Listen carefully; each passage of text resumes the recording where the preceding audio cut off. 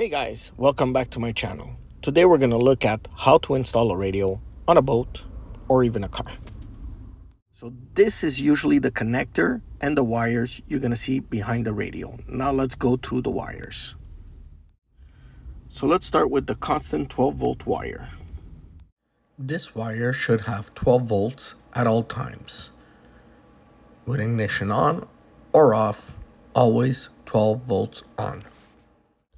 This is the wire that's gonna power your clock and keep your presets and everything that needs to be kept in memory. On to the next wire, the ground. Without the ground, well, your radio ain't gonna work. The ground is what completes the circuit. The next wire is the illumination wire. That wire is used to dim the screen on your radio. Not all boats or cars have that wire option. So I'll show you how to connect it when you don't have the dimmer possibility. And now to the 12 volt switched wire.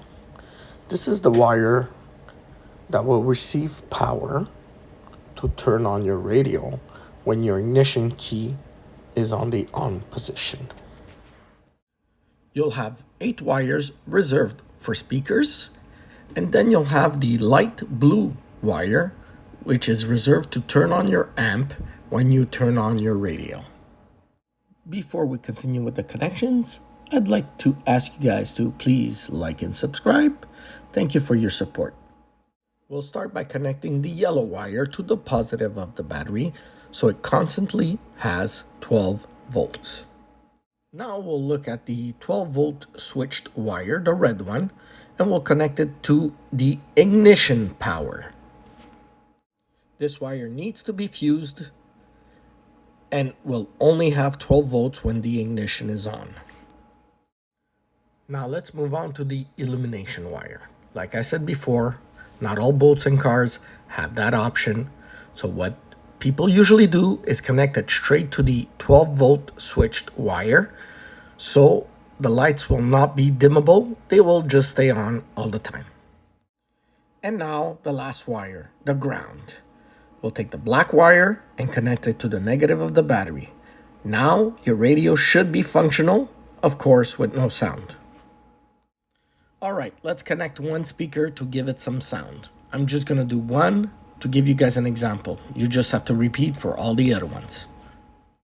We'll do the right front speaker connections. So we'll take the gray wire with the black line on it, so it's the negative, and we'll connect it to the negative of the speaker. And now we'll take the gray wire, which is for the front plus speaker, and we'll connect it to the plus of the speaker. Now this setup is for 4 speakers. I know a lot of you are going to tell me, my boat has 6 speakers, my boat has 8 speakers. What do I do? So this is what you can do when you have more than 4 speakers. You can add a speaker, and I'm going to double up the front speakers. So what we do is we take the plus and connect it to the plus of the speaker and the negative to the negative of the speaker. That connects them in parallel. So if you repeat the same thing like we did with the front right speaker, you should be able to have 8 speakers total. I hope this has helped you guys to understand how the wires of a radio work. If you have any questions, just write them below. I'll get to you as soon as I can. Thank you for watching.